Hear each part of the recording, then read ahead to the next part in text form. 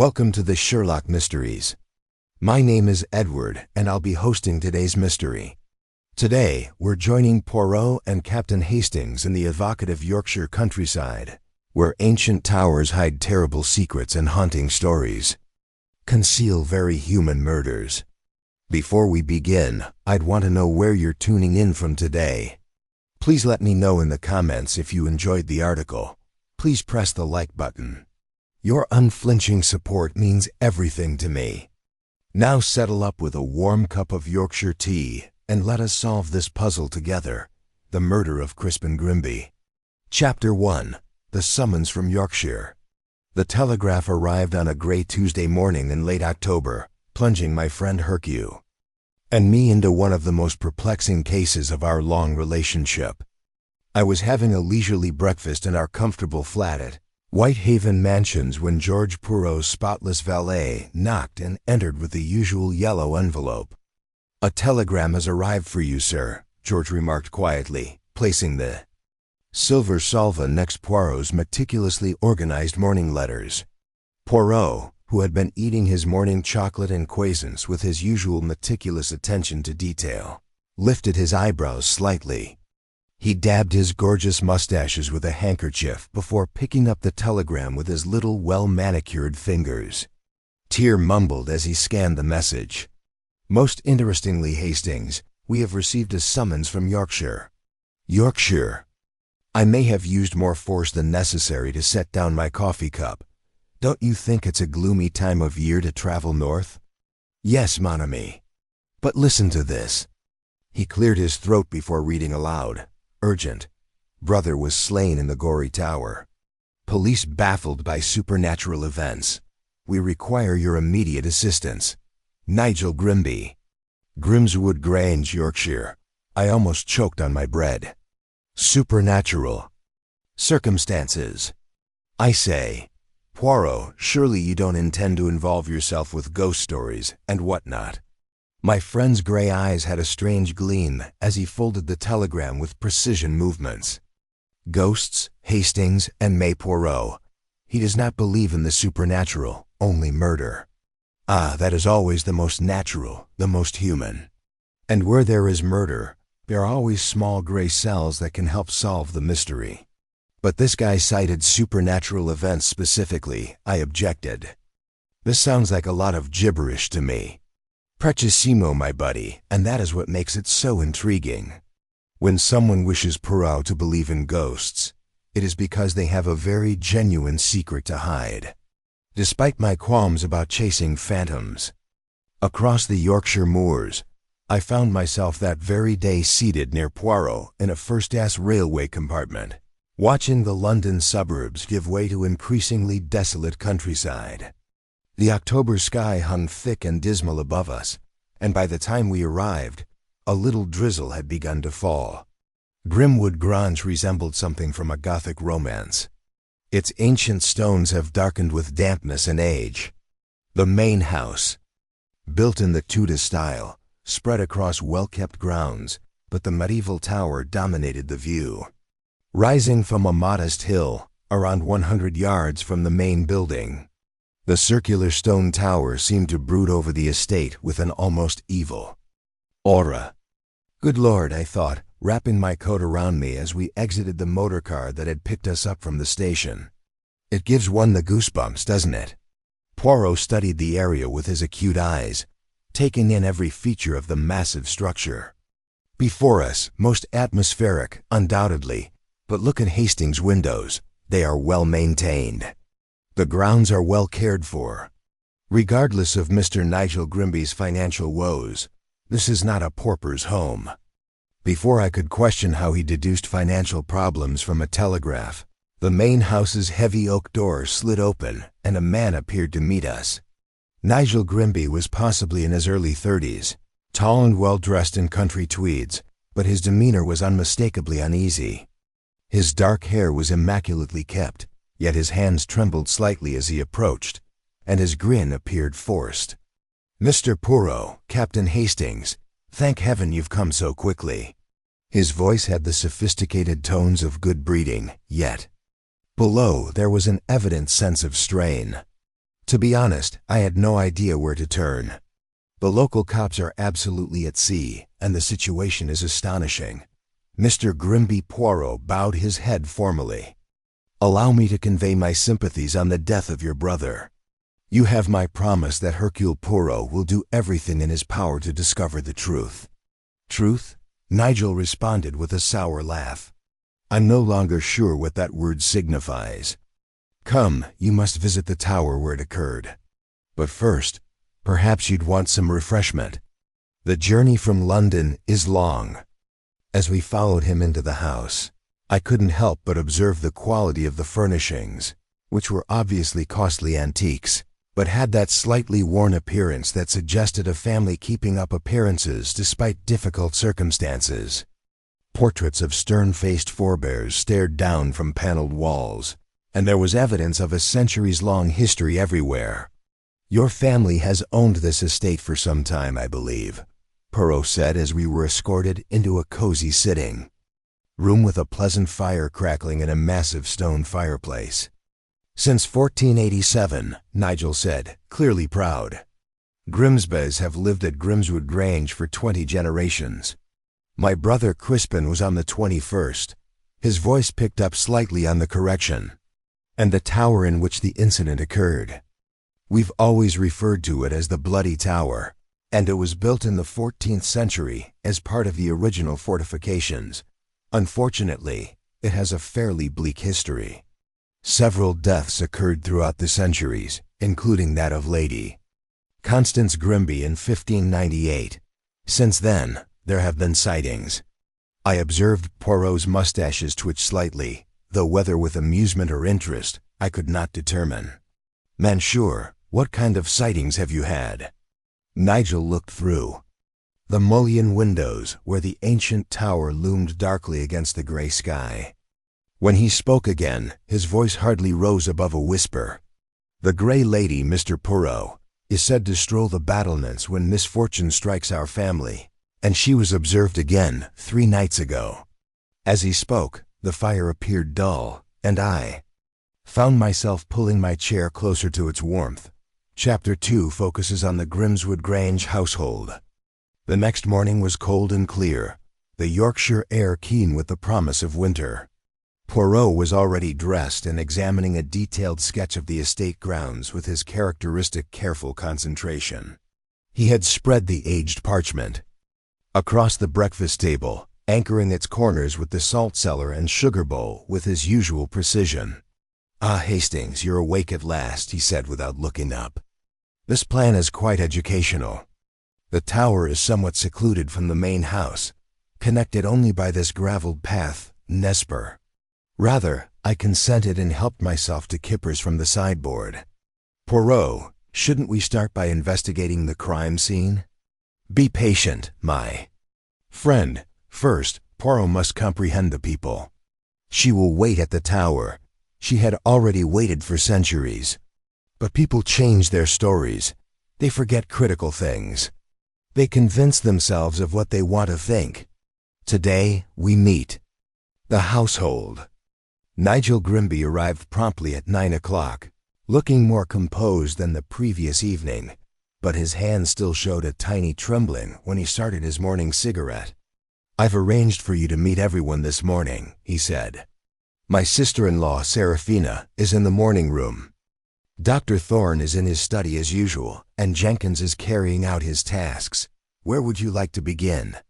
"With the lady of the house, if you please," Poirot said, carefully folding the estate plan. "It is always very informative to comprehend the domestic arrangements." Seraphina Grimsby was a striking woman, but not in the way I had expected. She had an almost ethereal quality that reminded one of pre-Raphaelite paintings, tall and willowy, with auburn hair that reflected the morning light streaming through the tall windows of the morning room. Her delicate blue clothing seemed to float around her as she moved, and something in her gray eyes hinted at tightly controlled depths of emotion. "Mr. Poirot," she murmured, offering her slim hand. "Nigel says you've come to help us figure out what happened to poor Crispin. I confess the whole situation has left me rather perplexed." Madame Grimsby, Poirot made a polite bow over her hand. Please allow me to express my sympathies for your loss. Your husband had been in wonderful health recently. Oh, quite robust for a 43-year-old man. She settled herself gracefully on a silk-covered chair, her movements flowing and precise. Crispin was always concerned about his constitution. He took long walks around the estate every evening. He claimed it cleansed his thoughts. For commercial activities, yes, business affairs. Your hubby was very preoccupied with such stuff. A shadow fell across her exquisite features. I'm concerned that this is becoming increasingly true. He seemed preoccupied in recent months, constantly locked up in his study with correspondence and ledgers. I sometimes felt like I barely knew him anymore. Poirot paid close attention to this discovery, but his demeanor remained pleasantly neutral. Madam, where were you on the evening of the tragedy? I went for my normal walk in the grounds after dinner. I'm afraid the house feels oppressive. In the evenings, there are so many shadows and memories. The fresh air calms me. She rubbed her throat with one pale hand. I donned my gray shawl as the October evenings are fairly frigid. After we left the lady, Nigel escorted us through a maze of corridors to Dr. Silas Thorne's study. The room was a bibliophile's delight. Every wall is lined with books from floor to ceiling. Ancient volumes bound in cracked leather, vying for place with modern scholarly publications. The air was thick with the smell of old paper and pipe tobacco. Dr. Thorne appeared to be around 50 years old, with slightly slumped shoulders from years spent crouched over manuscripts. His gray beard was carefully maintained, and his eyes behind. Wire-rimmed spectacles reflected the keen intelligence of a scholar. When we entered, he was inspecting what appeared to be a medieval text with a magnifying glass. Dr. Thorne, Nigel declared. These are the gentlemen I mentioned, Mr. Hercule Poirot and Captain Hastings. The historian rose with evident enthusiasm. Carefully putting aside his work, Mr. Poirot, this is an honor. I followed your cases with considerable interest. Such a rigorous approach to understanding the secrets of human conduct. You are very kind, Doctor. I understand you are the authority on this estate's history. Yes, indeed. For the past 20 years, I've been compiling the Grimsby family documents, chronicling legends and rituals. Fascinating material. The Grey Lady has only featured in family accounts dating back to the late 16th century. Poirot mumbled, that is most interesting. And you, Doctor, may have seen this ghost. Dr. Thorne's eyes shone with intellectual delight. Not until lately, I must admit, but 3 nights ago, on the night of Crispin's death, I beheld the most incredible sight. I was enjoying my evening walk around the grounds when I noticed a gray figure gliding near the tower battlements, quite obvious. You were walking alone at that time. Oh, absolutely, exactly my habit. I frequently go for late walks when I'm dealing with a really challenging historical subject. The night air clears the mind nicely. Our final interview was with Jenkins, who we found polishing silver in the butler's pantry with the mechanical accuracy of long practice. He was a man of about 60, with the ramrod bearing of an old soldier and the discreet manner of a perfect servant. However, I sensed something in his pale blue eyes, either a skillfully disguised resentment or simply the fatigue of long service. Jenkins, Nigel remarked, visibly uncomfortable. Mr. Poirot would like to speak with you about the night Sir Crispin died. Certainly, sir. Jenkins' voice was carefully controlled, revealing nothing about his innermost emotions. As usual, I served Sir Crisp his dinner at 8 p.m. He appeared agitated, but he said nothing specific. How did you feel agitated? Poirot inquired gently. He kept looking at the windows, sir, as if expecting someone. When I presented the second course, he inquired whether there had been any visitors. I assured him there had been none, but he remained doubtful. And your own movements that evening? I withdrew to my quarters at 9, sir. after verifying the house's security. I heard nothing weird throughout the night. As we made our way back to our guest rooms, I was completely perplexed by the various accounts.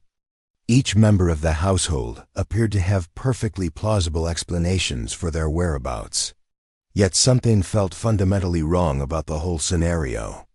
Poirot, on the other hand, appeared thoughtful rather than bewildered, his green eyes possessing that distinctive shine that I had come to connect with the early stages of his cerebral processes.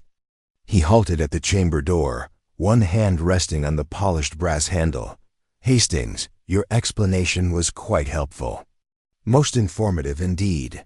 We have here a household where everyone goes alone in the evenings, where the master is afraid of unexpected visitors, and where the dead return to wander the battlements. Tomorrow we will investigate this mystery tower where impossible things become feasible." Chapter 3. The Bloody Tower's Secret. As Poirot and I walked across the gravel path toward the notorious Bloodied Tower, the morning air was chilly. Even in broad daylight, the ancient structure exuded a gloomy aura, its aged stones black with age and moisture from the previous night's frost. The circular tower climbed some 60 feet into the gloomy Yorkshire sky, its ancient battlements casting jagged outlines against the low-hanging clouds. Poirot mumbled "Voila," pausing to study the scene with his piercing gray eyes. "Here we have the scene of our impossible crime," Hastings grumbles. "A sealed room in the purest sense, or so it appears. Dr. Thorne had accompanied us on this journey, and his scholarly zeal was clear as he pointed to the tower's base. The original structure originates from around 1380, he explained, his breath producing little puffs in the frigid air. Built as part of the estate's defensive fortifications, it has served mostly as an ornamental feature for the last 2 centuries. As we neared the thick oak door, I realized why the local cops had been so perplexed. The door was huge, reinforced with iron bands and medieval hinges that appeared strong enough to resist a siege. A new mortise lock had been installed recently, but the door still used its original iron bar mechanism, a hefty beam that could be dropped into brackets on either side of the frame. Dr. Thorne continued, pulling a huge brass key from his coat pocket. But when they forced access, they noticed that the inner bar had also been reduced. It's quite tough to handle from the outside, you see. Poirot examined the lock mechanism with his usual attention to detail, his small fingers tracing the metal surfaces with delicate precision. Most fascinating is this crucial doctor who usually carries it. Sir Crispin preserved it, along with keys to all of the estate's old structures, as part of his responsibilities as family head. Do you understand, Preciousimo? And where was this key found? Still in Sir Crispin's pocket when the body was discovered. Another perplexing factor, I'm afraid. Dr. Thorne unlocked the door. I heard the hefty machinery spin with a grinding sound, indicating centuries of use. The door swung open on hinges that complained with a low groan, exposing the tower's gloomy interior. The room inside was round, maybe 20 feet in diameter, with stone walls that ascended unbroken to a vated ceiling, about 15 feet high. A tiny stone staircase twisted up the wall, leading to what I assumed were top chambers and battlements. The only natural light came from medieval arrow holes, which produced tiny rays of lighting that did little to lift the gloom. The body was found here. Dr. Thorne recommended a location in the center of the stone floor. Sir Crispin was laying on his back, with the dagger protruding from his chest. There are no traces of struggle. According to the police report, Poirot had already begun his thorough examination, methodically strolling around the chamber's perimeter with his unusually precise gait. He halted repeatedly, sometimes squatting to examine the stone floor with his magnifying glass and other times brushing his fingers along the old walls. "You mentioned that the dagger came from the estate's collection, Doctor," he queried, not looking up from his inspection. "Indeed, a 15th century relic from our medieval weapons collection.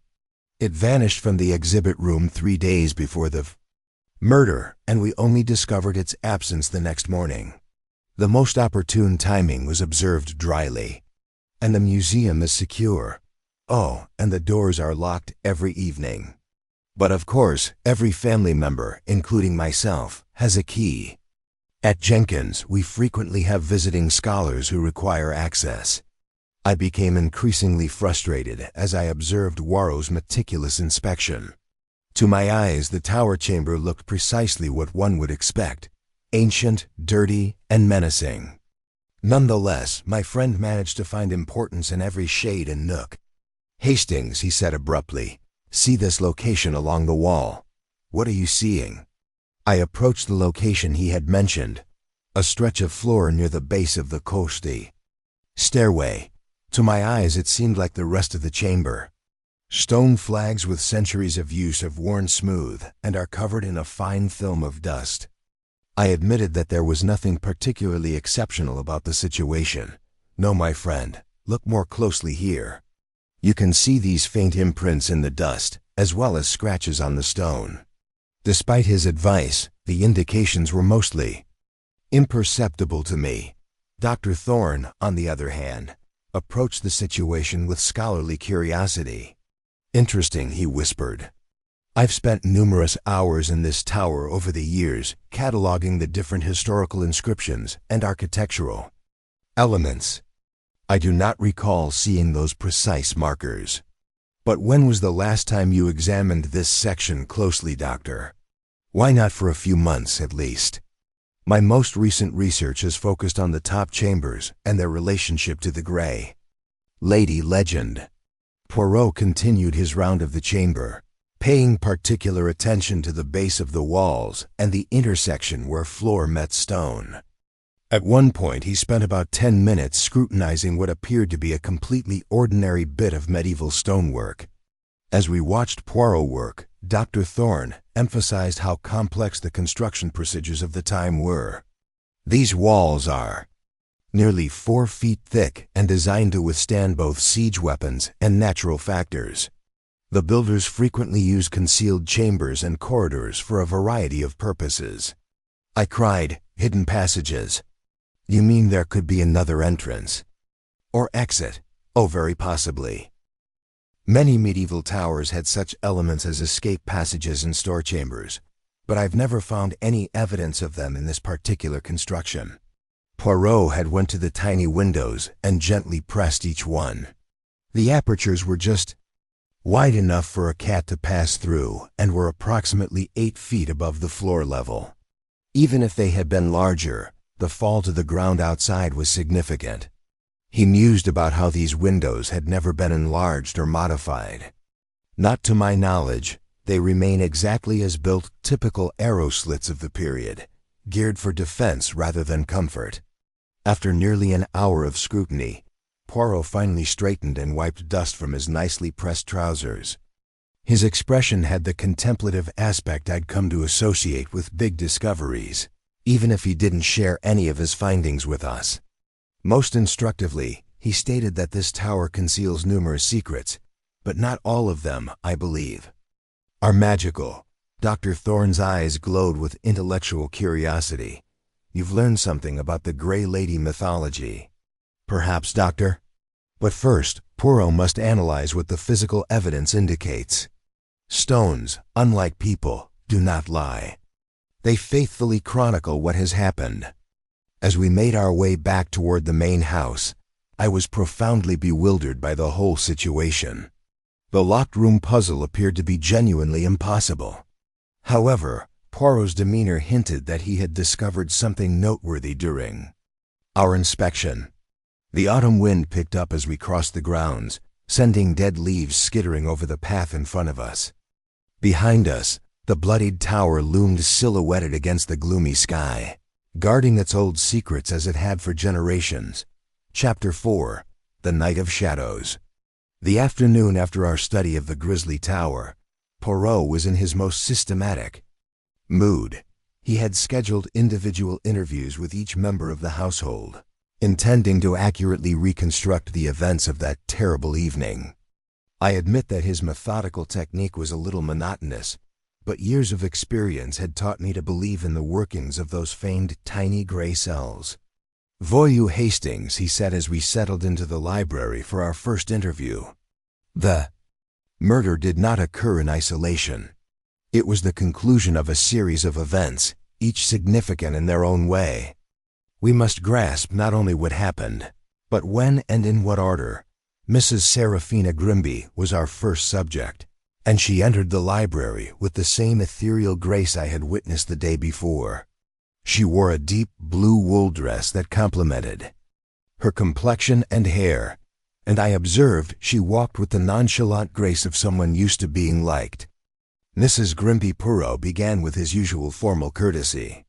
"I must ask you to remember 3 evenings ago. Can you recollect the events of that night with precision?"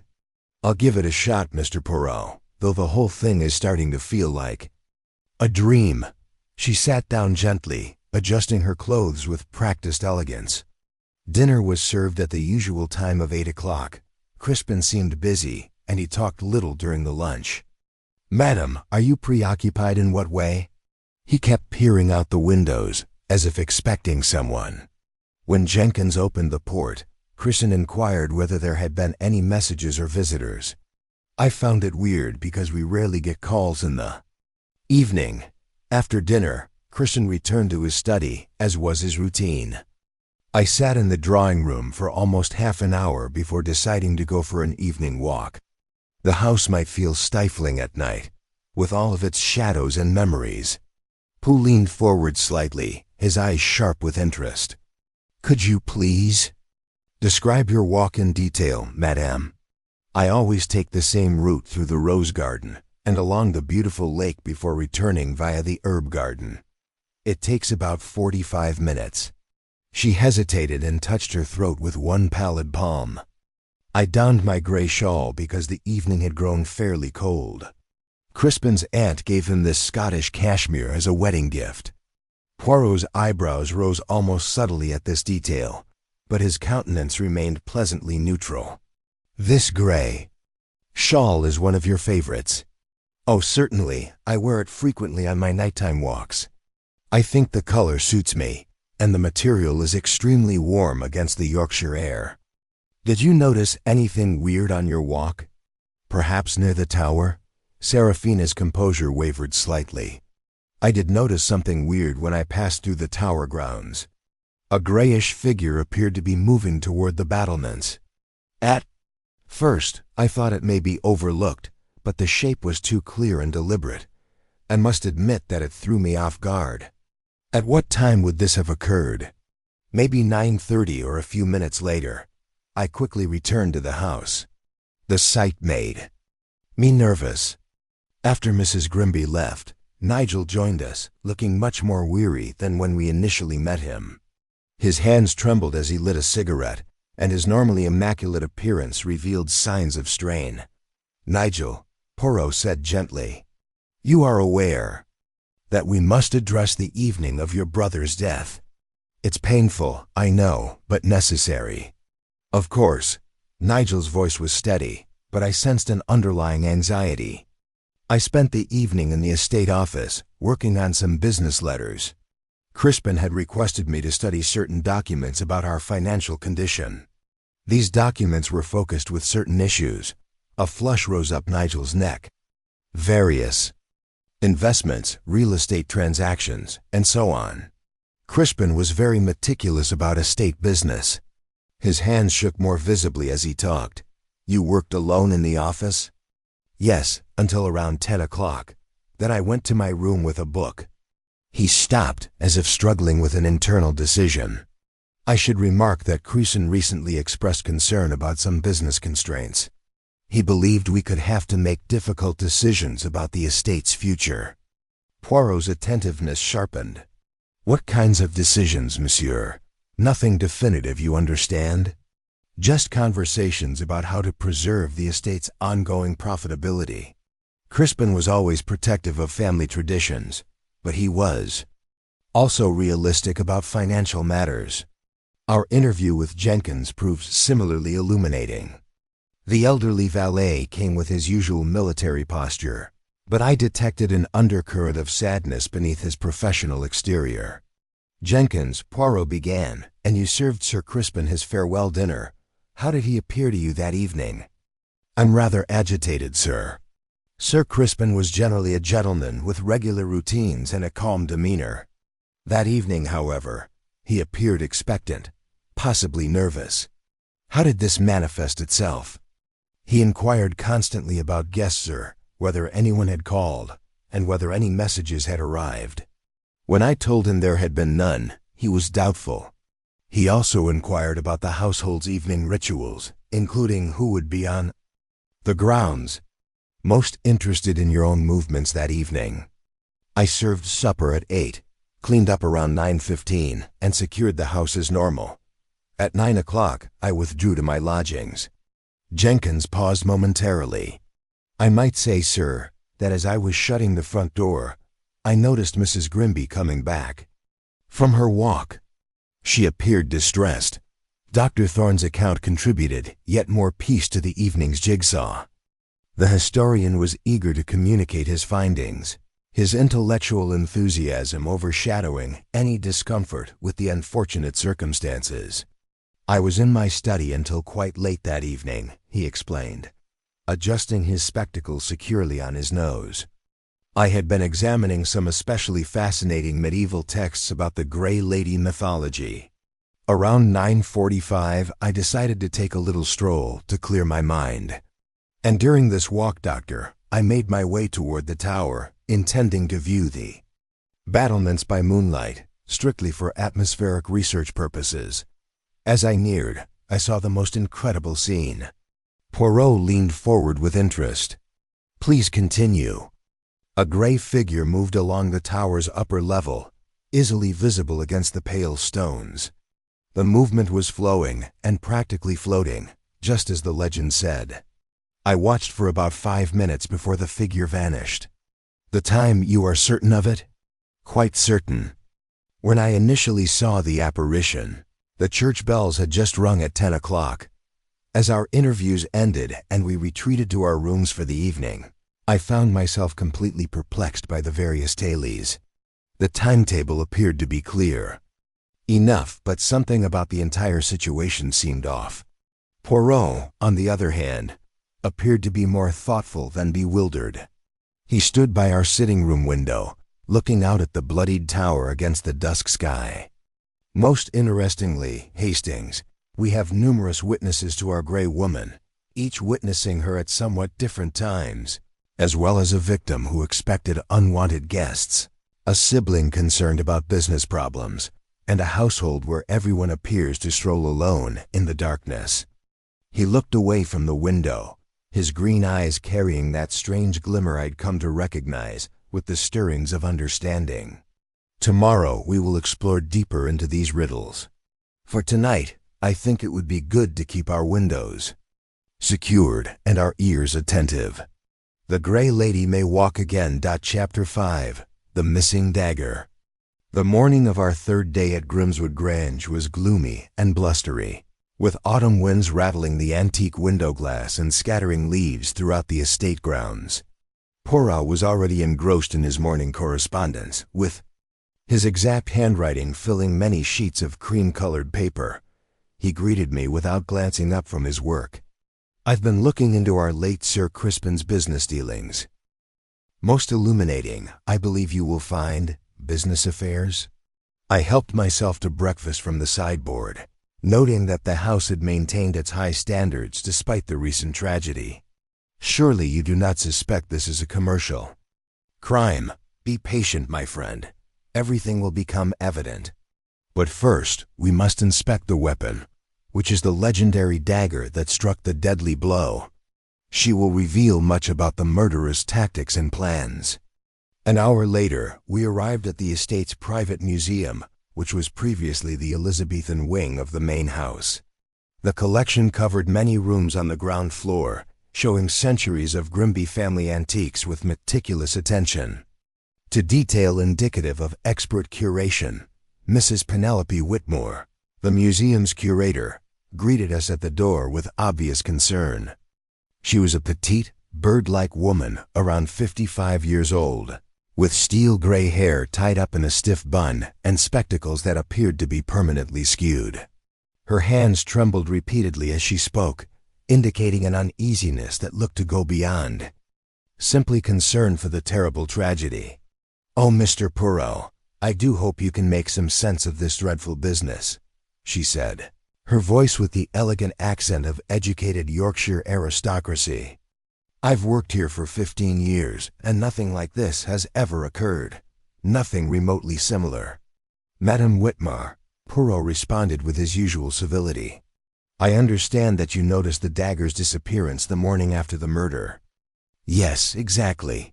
So I arrived at my usual time, 8 a.m., to open the museum for Dr. Thorne's morning research session. When I went to dust the medieval armament display, I instantly spotted the missing Grimsby ritual dagger. She led us through a series of well-appointed rooms adorned with family portraits, ancient documents under glass, and meticulously labeled artifacts from multiple centuries. The medieval armament occupied a large display case in the third chamber. With its items meticulously organized, Mrs. Whitmore suggested a velvet-lined area between a battle axe and a morning star. As with the other pieces, the dagger was presented with the handle uppermost and the point downward. It's a 5th-10th century piece, most likely made in Italy, with an intricately carved bone grip and a Toledo steel blade. Poirot studied the display case with his usual thoroughness, paying close attention to the lock mechanism and the arrangement of the other guns. I noted that several other items appeared to be just as deadly and historically significant. This case, it is secured each evening. Oh yes, religiously. I lock it myself before leaving, and Dr. Thorne gives explicit security instructions. The family is very sensitive of its historical items. And who has the keys to this case? Mrs. Whitmore's hands fluttered uncomfortably.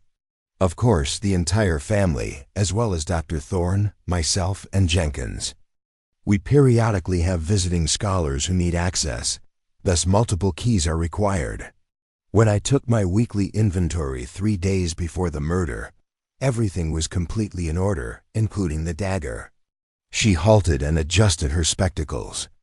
With shaky fingers. I should emphasize that there were no traces of forced entry in this case. Whoever took the dagger used a key. Poirot's investigation uncovered small but essential details that the local police had overlooked. He pointed to minor scratches in the velvet lining where the dagger had rested, implying that it had been withdrawn with great care rather than hurry. "Most intriguing," he mumbled. "This heist was planned with precision, not executed out of emotion. Someone wanted to get this particular weapon well in advance of using it." As we ended our examination of the museum, Nigel Grimsby emerged looking even more haggarded than the previous day. His clothes, while still well-tailored, revealed evidence of carelessness, and I observed a constant tremble in his hands. "Mr. Poirot," he began without preamble, "I have uncovered something in Crispin's study that I believe you should see. Letters, mostly unpleasant ones." He brought us to Sir Crispin's private study, a masculine space adorned with leather-bound volumes, and dominated by a big mahogany desk. The chamber still had the slight whiff of pipe smoke, giving it an almost ghostly atmosphere from its previous occupant. Nigel indicated that he was reading through Crispin's mail and had produced a little bundle of letters tied with black ribbon. "These arrived over the last few weeks with a rather threatening tone, I'm afraid." The letters were written in an educated style on standard stationery, making for unpleasant reading. They accused Sir Crispin of forsaking the working classes, blasted his capitalist exploitative practices, and issued increasingly specific warnings of retaliation for your crimes against the people. "Good Lord," I said after reading the first several. "These are from some kind of radical activist. Sounds like one of those socialist troublemakers who have been causing unrest in the industrial towns," he presses. Nigel enthusiastically agreed. "With my thoughts, Hastings. Crispin had been under pressure regarding some of his business investments. Some people object to his engagement in some manufacturing concerns. Poirot, on the other hand, appeared skeptical of this apparent epiphany. He inspected the letters with a magnifying glass, paying close attention to the handwriting and paper. Quality. These dangers, they are significant indeed, he conceded. But note, mes amis, the hand that wrote them. It is educated, controlled, not the writing of a violent revolutionary, I think. While I remained certain we were dealing with an outside provocateur, Poirot's focus shifted to other issues. He spent a long time reviewing Sir Crispin's financial records, his keen eyes scouring columns of data and investment documents with systematic precision. He asked Nigel about the estate's financial position. It is as hazardous as the documents say. Nigel's face reddened intensely. It was actually worse than I had hoped. Crispin had been considering several possibilities for maintaining our solvency, some of which were harsh, such as selling off portions of the land or even Nigel's voice dropping to just above a whisper. He had been approached by industrial developers who were interested in the entire land. This news struck me like a physical blow. The prospect of Grimswood Grange, with its centuries of history and culture, being sold to factory builders seems almost sacrilegious. Our research took an unexpected turn when Dr. Thorne arrived in the study, carrying a compact volume bound in dark leather. "I've just recalled something that might prove significant," he announced, his intellectual delight visible. "This book is titled Legends and Lore of the Yorkshire Grimsbys. I lent it to someone in the house only last week. Given the recent supernatural manifestations, I thought it might be pertinent." Poirot accepted the volume with obvious enthusiasm, eagerly opening it to examine the contents. The pages were filled with detailed details of family legends, historical events, and folklore from multiple centuries. Many parts had been underlined in pencil, and there were marginal notes in handwriting that did not match Dr. Thorne's scholarly script. "Most educational," Poirot whispered, scrutinizing the notes with careful attention. "These notes, Doctor, are not yours." "Oh no, definitely not my hand." Whoever borrowed the book was obviously taking copious notes on the Grey Lady legend and the tower's architectural features. Quite comprehensive research indeed. "And to whom did you lend this volume?" Dr. Thorne furrowed his brow with concentration. "I'm afraid I can't remember exactly. It was someone from the household, that much I recall clearly. But which particular person?" He shook his head, apologizing. "My recall for such information is not as good as it previously was."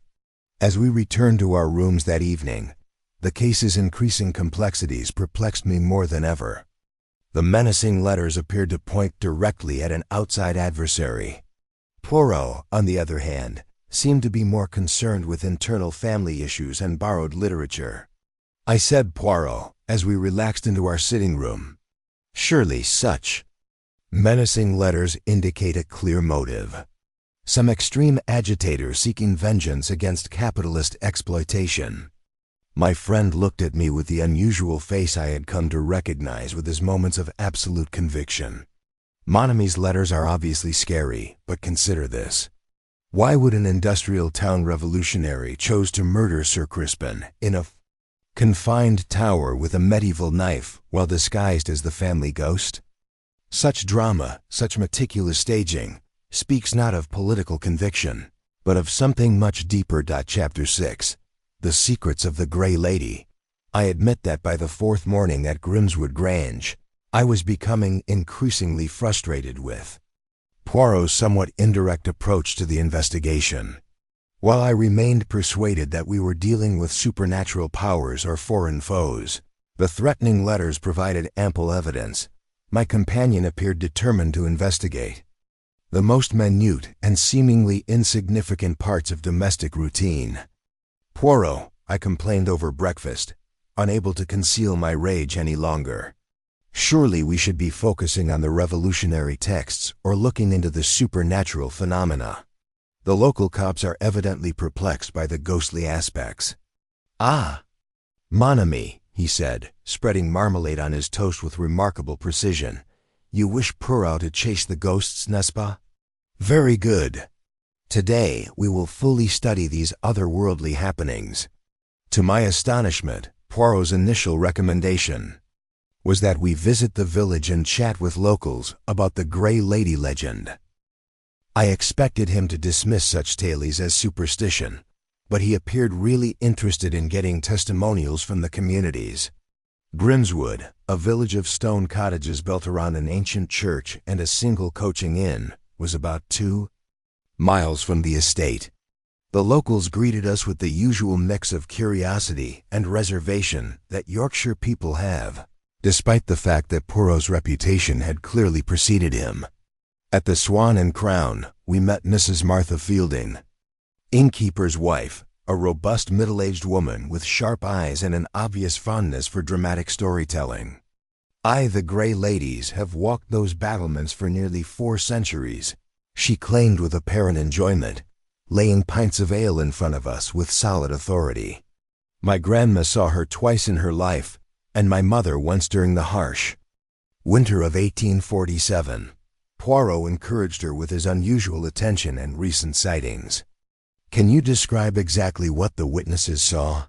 Those who saw her described her as clear as day, a tall figure in flowing gray going over the tower's upper level as if she were floating rather than walking. Always appears when catastrophe strikes. The Grimsby family, yes, she does. The apparel was distinctly gray. Oh, I'm as gray as the Yorkshire sky. Some call it a shroud. Others believe it's one of those old-fashioned gowns, but always gray and flowing in the breeze. We heard similar stories from several different communities, each adding their own twist to the legend. What stood out to me was the constancy of some aspects, such as the gray coloration, flowing movement, and location near the battlements. However, Poirot seems to be more concerned with the precise time-specific descriptions than with the supernatural connotations. Old Tom Bradshaw, the village's 83-year-old resident, was particularly insightful. I've seen her myself. Only 3 nights passed. I was walking back from my daughter's cottage when I noticed the figure, clear as anything against the pale stone, moving like mist but purposeful like the times you remember. It was just after 10 a.m., and the church bells had finished striking when I first noticed her.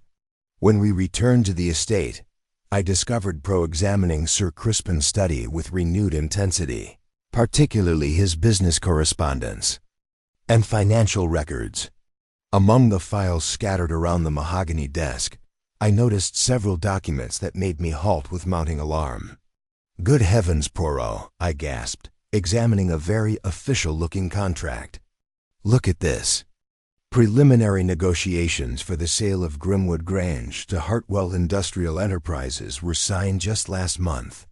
Poirot reviewed the documents with his usual thoroughness. Most revealingly Hastings, it appears that Sir Crispin was seriously considering harsh remedies to the estate's financial problems. When Nigel joined us an hour later, I couldn't believe what we'd discovered. His reaction was immediate and devastating. The color drained from his face so completely that I worried he'd collapse. Sale agreements, he said quietly, dropping into the nearest chair as if his legs could no longer support him. Crispin was negotiating to sell Grimswood Grange without telling me. I'm afraid the documents seem quite conclusive, I remarked gently, despite the fact that giving such news seemed somewhat painful. Preliminary discussions with industrial developers. The proposed sale price is high, but it will spell the end of everything, Nigel concluded, his voice hollow with dread. 21 generations of Grims, and everything would vanish into industries, smokestacks, and workers' tenements. The revelation appeared to age him before our eyes. His hands shook violently as he attempted to light a cigarette, and I noticed his usually immaculate appearance had become increasingly disheveled. Crispin never mentioned any of this to you? Poirot asked gently. Nothing. He mentioned financial pressures and unpleasant decisions that would be necessary, which I never considered. Nigel's voice cracked slightly. For ages, our estate has been passed down via our family. The idea of it being destroyed for industrial growth is inconceivable. Our chat was cut short by the arrival of Serafina, who moved with her trademark ethereal grace despite the shadows under her eyes, indicating sleepless nights. She halted at the doorway, taking in the sight with obvious anxiety. "Nigel, you look terrible. What happened?" When we told her about the sale discussions, her reply astonished me. Instead of the shock I expected, she expressed a resigned melancholy, implying that the news was not wholly unexpected. "I suspected something of the sort," she conceded, slipping gracefully into a chair near the window. Crispin had become increasingly distant in recent months, spending hours shut up with business correspondence. When I inquired about his fears, he just mentioned that difficult decisions lie ahead. "You were not happy in your marriage, madame?" Poirot inquired with his trademark directness. Serafina's composure wavered somewhat. "Mr. Poirot happiness may be too high an expectation for any marriage. Crispin was a good man in his own way, but we had drifted apart. He was preoccupied with financial concerns and family commitments, while I felt increasingly like a ghost wandering these hallways with no real purpose. So why do you go for evening walks?" They were my only source of calm, allowing me to roam freely across the grounds and breathe the night air free of expectations and disappointments. It was my only respite from the oppressive atmosphere of responsibility and deterioration. As the afternoon continued, the entire extent of the family's problem became apparent. The estate's financial situation was catastrophic, with increasing debts and diminishing income necessitating steps that earlier generations would not have considered. The dilemma between preserving family legacy and embracing modern financial realities appears to have driven Sir Crispin to desperation. Throughout these revelations, Poirot kept his meticulous approach, asking exact questions regarding timing, details, and events that were unrelated to the primary catastrophe. When confronted with the case's dramatic elements, I found his obsession with such trivia to be increasingly annoying. As the evening neared, we gathered in the drawing room, where the family pictures appeared to look down with disgust at the current generation's mistakes. The weight of tradition and expectation was almost tangible in the gathering dusk. Nigel repeats softly, peering up at his forefathers' painted portraits. "And I would have been the one to witness everything destroyed." The autumn wind rose up outside, rattling the antique windows and casting shadows across the room. I could hear the church bells ringing in the distance, marking the evening hour as they have for centuries. Chapter 7. The Trap in the Tower. The sixth evening of our stay at Grimswood Grange brought an air of almost palpable tension. As the investigation went, the household became increasingly restless, and I noted that conversations would come to a sudden halt if Poirot or I entered a room. Even the ordinarily unflappable Jenkins appeared uneasy, his usually precise movements revealing an underlying uneasiness. Dr. Thorne delivered the unexpected revelation that would completely shift our understanding of the case. "Mr. Poirot," he yelled, hurrying into the library where we were studying the annotated book of Grimsby legends. "The most astonishing event has happened. The Grey Lady has reappeared." I felt a shiver run down my spine when I heard this announcement. "Again, when? Where? Just now. It is not 10 minutes past." I was in my study when I heard Mrs. Whitmore cry out from the museum. She had been working late, documenting some recent acquisitions, when she noticed the figure sliding past the windows facing the tower. We followed Dr. Thorne to the museum wing, where we discovered Mrs. Whitmore in great distress. The poor woman was pale as parchment, and her hands trembled so fiercely that she couldn't handle her cup of tea. "Oh, Mr. Poirot," she exclaimed. That was the most horrific sight. As I was arranging the medieval texts, I noticed movement outside. The gray woman herself could be seen against the tower stones as clearly as daylight. "You saw this apparition plainly, lady." "Perfectly clear." A tall figure in flowing gray robes moves along the battlements with its distinctive floating motion. It lasted about 3 or 4 minutes before disappearing completely. Serafina and Nigel had also seen the manifestation from various vantage points throughout the home. Their reports confirmed Mrs. Whitmore's description in every detail, including the gray attire, ethereal mobility, and location near the tower's higher level. Once we had gathered all of the testimony, I told Poirot, "This settles the matter. We are certainly dealing with a genuine supernatural phenomenon. The Grey Woman has come to seek retribution for an ancient evil." To my surprise, Poirot's response was not the skeptical rebuke I anticipated. Instead, he nodded carefully and proposed a strategy that struck me as sheer folly. "Trebia Hastings, if the Grey Lady wishes to manifest herself, Hercule Poirot will allow her to do so properly. Tonight, I'll spend the nighttime in the Bloody Tower. Perhaps this ghost and I might have a short discussion, n'est-ce pas?" "Poirot," I exclaimed, with dread, "you cannot possibly be serious. The tower is obviously haunted. And as a result of what occurred to Sir Crispin, my buddy, the truth, she hides in that tower.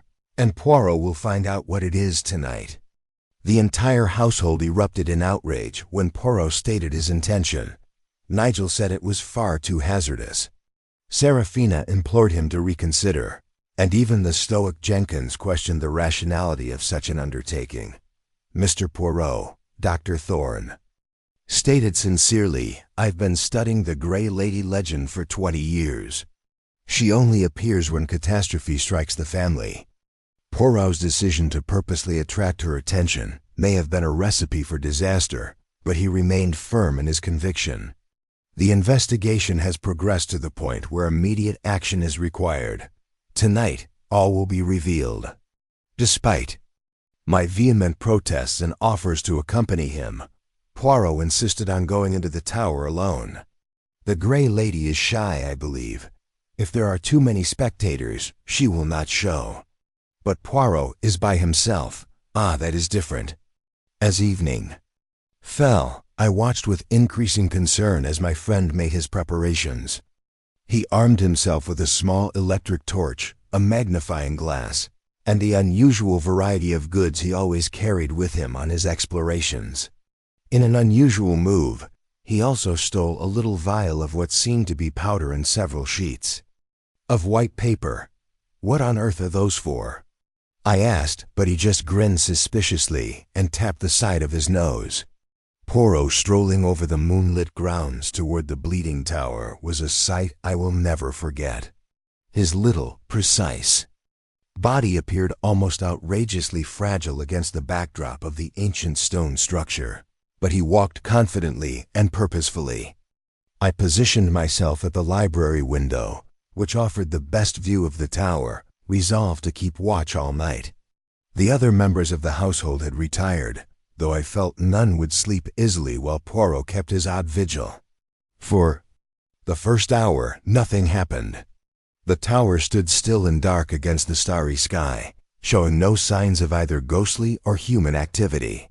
Despite my concern, the warmth of the library fire and the comfortable chair conspired to make me fall asleep. I heard the initial sounds shortly after 11 a.m., a distant cry that appeared to reverberate from the tower's direction. My blood raced cold as I tried to pinpoint the source, but the night had become silent once more.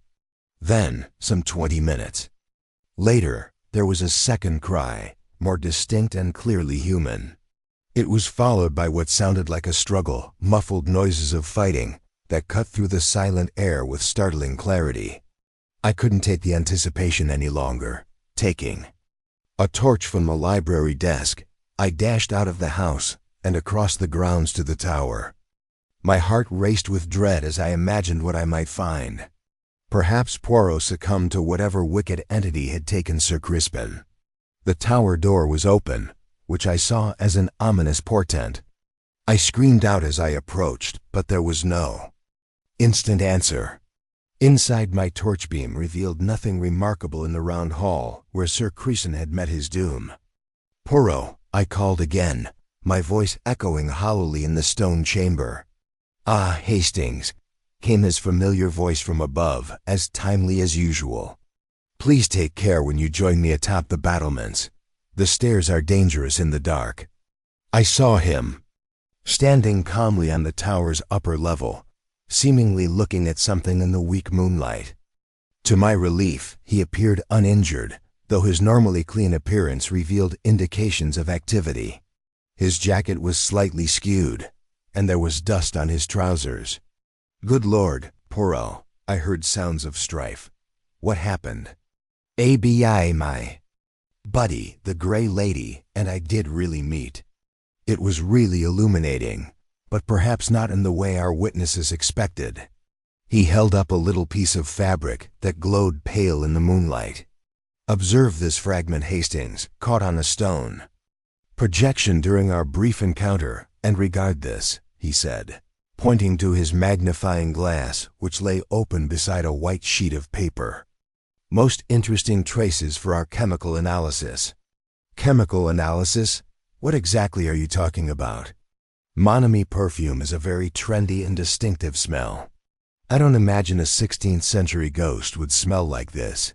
I looked at him in amazement. "Are you saying the Grey Lady isn't supernatural?" "What about the Grey Lady?" "She's not supernatural, but she is extremely real and has a strong connection to Sir Crispin's murder. Come, let us look at these architectural details that have been so illuminating." He guided me to a piece of the battlement wall that appeared to be identical to the rest, but with his help, I noticed small changes. Worn places in the stone, scratches, indicating frequent use and what appeared to be a hidden mechanism. As we made our way back to the house, Poirot's demeanor conveyed the joy of a guy who has finally solved the complicated conundrum. The fragments of cloth and unexplained chemical traces he had gathered appeared to give the conclusive evidence he needed. The autumn wind had risen up throughout our journey, sending clouds scudding across the moon and producing shifting shadows that danced across the ancient grounds.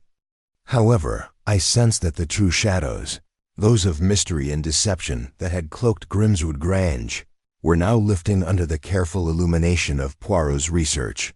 Chapter 8. The Truth Behind the Grey Lady. The following evening, we convened in Grimswood Grange's library for what I'd come to recognize as one of Poirot's theatrical surprises. The entire household was present, with Nigel and Seraphina seated near the fireplace, Dr. Thorne in his normal chair, surrounded by scholastic volumes, Jenkins standing respectfully by the entrance, and Mrs. Whitmore perched uneasily on the edge of a straight-backed chair. Poirot had arranged himself before the assembled company with his usual precision, his hands clasped behind his back and his gray eyes holding that peculiar gleam I'd come to associate with moments of triumph. "Mimi," he began in his most official tone, "we have a riddle that seems to defy rational explanation. A man was murdered within a sealed tower. Multiple witnesses report mysterious apparitions, and the crime appears to be the result of spirit vengeance. But I assure you that there are no ghosts in this story, simply human hearts motivated by real worldly desires." I examined the faces around me, noting the mix of expectation and dread that Poirot's remarks always elicited. Nigel looked particularly tired, his hands quivering slightly as he reached for his cigarette box. "Let us begin with the locked room mystery that so baffled the local police," Poirot said afterwards. "A tower guarded from within, lofty windows that are impossible to navigate, and no other means of entry or leave. Nonetheless, someone entered. That tower committed murder and fled without leaving a trace. How is this accomplished?" He strolled to the fireplace, his little figure demanding attention with pure charisma. "The answer, Mamie, is found in the tower's medieval architecture. During my vigil last evening, I uncovered what the builders of 1380 meant to keep secret. A secret corridor connecting the tower to the main house, accessed via a hidden mechanism. In the battlement wall." Dr. Thorne leaned forward with intellectual enthusiasm. "A secret entrance, but I've been studying the tower's architecture for 20 years. Press him on, doctor, because you studied it as a historian rather than a detective. The passage entrance is cleverly camouflaged below what looks to be ordinary stonework, but the mechanism shows traces of recent use. The stone has scratches, worn areas where hands have grabbed it, and remnants of modern dust and fabric. Poirot produced the gray substance he had gathered the previous evening. This portion, which I grabbed on a stone protrusion during my contact with our Gray Lady, will be of the greatest significance. For you see, the ghostly manifestations that have terrorized this household were meticulously planned by someone who is well versed in both family tales and the estate's concealed architectural characteristics. Seraphina's face had turned as pale as winter moonlight. You're implying someone purposely created the ghost sightings. Mais oui, madame. Someone who recognized that the Gray Lady legend would make an excellent cover for a meticulously planned murder. Someone who could arrange for witnesses to see the apparition at precisely the appropriate time in order to establish an alibi and create doubt about the crime's supernatural character. I found myself utterly absorbed by Poirot's reconstruction, but I admit that the solution remained beyond my grasp. However, the Gray Lady was observed by many witnesses, I protested. Mrs. Whitmore, Dr. Thorne, and even residents of the town. Indeed, Hastings, and this is the key to understanding our murderer's method. The sightings were legitimate, but the figure was not supernatural. Someone in a flowing gray garment appeared on the battlements at well-timed intervals, generating the sense of ghostly activity while providing cover for the true objective. Poirot's gaze fell on Seraphina with gentle but unwavering conviction. Madame Grimsby, you mentioned wearing a gray cashmere scarf on your nighttime outings. A lovely garment that would look quite spectral when seen from a distance in moonlight. Seraphina's poise began to deteriorate. I don't understand what you're proposing. I believe someone asked you to stroll the battlements on the night of the murder, possibly as a love gesture or a humorous surprise for your husband. You obediently donned your gray shawl and gave the eerie sighting that several witnesses reported. The truth was starting to dawn on me with terrifying clarity. You're saying she was an unintentional accomplice, precisimo, while Madame Seraphina created the supernatural distraction. The real killer entered the tower through the secret entrance, killed Sir Crispin with the stolen dagger, and escaped. Unnoticed, the locked room mystery was just good staging. Nigel had turned chalk white, his cigarette forgotten and burning down between shaking fingers. Mr. Poirot, this is all guesswork. You have no proof. I do, monsieur. First, consider the annotated volume that Dr. Thorne lent to a member of the household. The marginal notes contain in-depth analysis of the Gray Lady mythology, as well as historical references to the tower's secret route.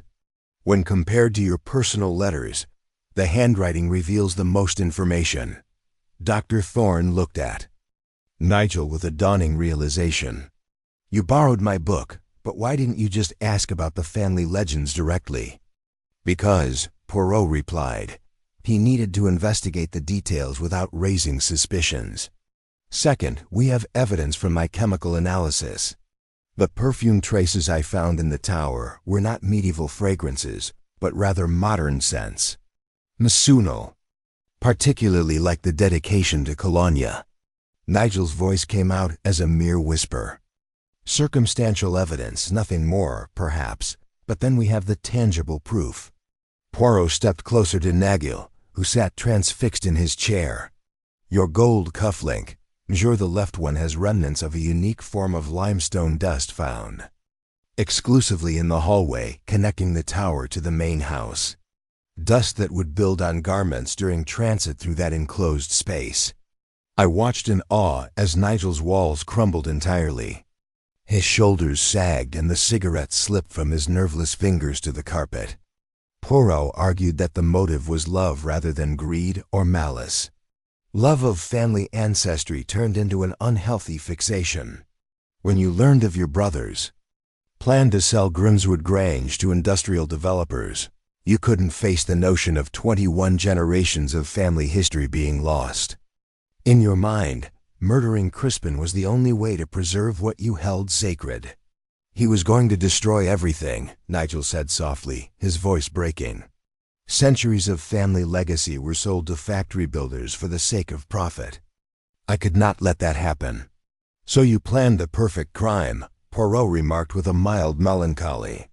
You stole the ceremonial dagger, researched family stories to create your magical disguise, and convinced your sister-in-law to provide the ghostly diversion.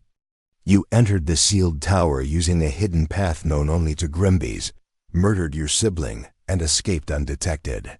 The Grey Lady sightings ensured that everyone would rely on otherworldly explanations rather than human ones. The hush that ensued was profound and horrible. Jenkins walked forward silently to stand behind Nigel's chair, his military bearing visible as he prepared to assist with whatever unpleasant tasks lie ahead. Nigel finally spoke up, his voice hoarse with regret. I wanted to preserve our heritage. Instead, I ruined it more completely than any industrial progress ever could. As the local police were summoned and the somber formalities began, I found myself thinking about the awful irony of the situation. Nigel's attempt to maintain his family's honor through murder resulted in a controversy that would reverberate across history long after any manufacturing development had been forgotten. The ancient stones of Grimswood Grange have witnessed many secrets over the decades, but none more tragic than this story of love turned betrayal and heritage maintained through devastation.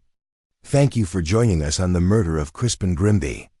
If you enjoyed this atmospheric mystery with Hercule Poirot, which included ghostly towers, family secrets, and the sad implications of preserving heritage at any cost, don't forget to subscribe for more mysteries every day. Until the next time, this is Edward signing off from Sherlock Mysteries.